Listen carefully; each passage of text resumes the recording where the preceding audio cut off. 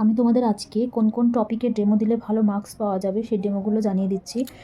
প্রথম শ্রেণী থেকে এই খাতাটায় আমি যেটা নোট করেছিলাম আমার ফাইনাল ডেমোগুলো সেগুলোই তোমাদের দেবো। খাতার প্রথম ক্লাস 1-এর জন্য আমি টু লিটল হ্যান্ডস কবিতাটা সিলেক্ট করেছিলাম ইংলিশে। এটা তো আমি আমার ফাইনাল ডেমো ছিল, এটা বলেছি। এরপর বাংলা থেকে আমি মনিরাম মুন্সী কবিতাটা খুব মজা করে পড়ানো যায় ওটা সিলেক্ট করেছিলাম। এবং ইংলিশে আর একটা আমি সিলেক্ট রেখেছিলাম, সেটা হচ্ছে শব্দ শিখি ফাইন্ড ওয়ার্ড, এটা বা শব্দ খুঁজে বের করি, এরকম একটা ডেমো আমি রেডি করেছিলাম। অঙ্ক থেকে হচ্ছে আমি যেটা দিয়েছিলাম সেটা হচ্ছে যোগ এর ধারণা আর বিয়োগের ধারণা, এই দুটো ফাইনাল করেছিলাম।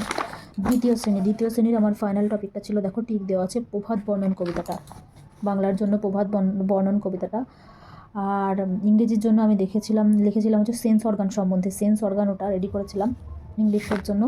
অঙ্কের জন্য হচ্ছে জ্যামিতিক আকার শেখানো, বিভিন্ন আকার জ্যামিতিক যেগুলো একদম বেসিক লেভেল সেগুলো শেখানো, সেটা শেখানো। ক্লাস 3 থেকে বাংলা হচ্ছে আমি দিয়েছিলাম হচ্ছে আমরা চাষ করি আনন্দে, এটা সিলেক্ট করেছিলাম, এটা ভালোভাবে প্র্যাকটিস করেছিলাম।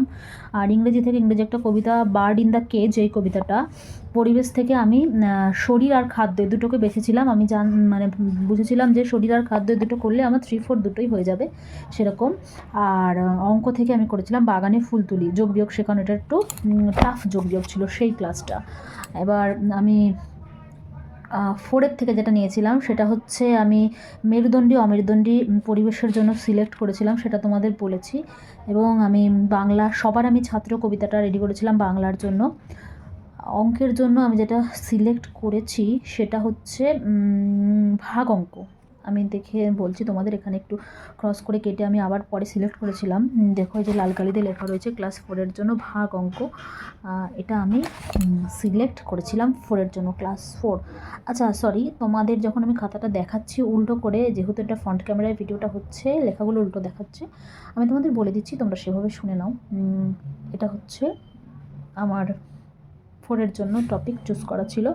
আর 4-এর ইংরেজি ছিল হচ্ছে একটা কবিতা ছিল হচ্ছে শান্তিনিকেতন, যেটা আমি কবিতা হিসেবে ফাইনাল করেছিলাম, কিন্তু আমি ভেবেছিলাম যে 4-এর ইংলিশ ডেমোটা আমি দেবো না, আমার ফার্স্ট চয়েস যেহেতু টু লিটল হ্যান্ডস ছিল, তাই যদি বাই চান্স হয়ে যায় আমি সেরকমভাবে রেডি করেছিলাম, খুব ভালো প্রিপারেশন এটাতে হয়। ক্লাস 5 থেকে আমার একটা রাইম ছিল জুম জুম জুম কবিতাটা 5-এ ইংলিশের থেকে। আর পরিবেশ থেকে ছিল হচ্ছে শরীরের বর্ম। আর বাংলা থেকে ছিল হচ্ছে গল্পগুলো সুনির্মল বসু। আর একটা ছিল ওরে গৃহবাসী, যে ডেমোটা আমি তোমাদের দিয়েছি। ফাইনাল হচ্ছে ওরে গৃহবাসী রবীন্দ্রনাথ ঠাকুর, এটাকেই চুজ করেছিলাম, ওটাও করেছিলাম। তোমরা একটা জিনিস এতক্ষণে হয়তো লক্ষ্য করেছো, আমি কিন্তু বাংলা ইংলিশ দুটো ক্ষেত্রেই কিন্তু রাইম চুজ করেছি। তার কারণ হচ্ছে রাইম কিন্তু একটা ভালো একটা মজা করে পড়ানোর জায়গা থাকে, স্কোরিং সাবজেক্ট হয়, যে কারণে আমি ইন্টারভিউতে ডেমোতে 5 পেয়েছিলাম।